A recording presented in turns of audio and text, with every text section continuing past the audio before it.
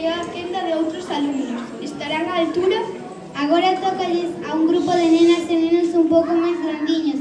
O alumnado de primeiro e segundo curso presentanles un desfile de moda que non lle envexa nadiña a pasarela Cibeles de Madrid, porque as mamás e os papás desta cativada teñen moita imaginación e prepararon uns vestidos dignos de modistas como Capriles ou Valenciaga.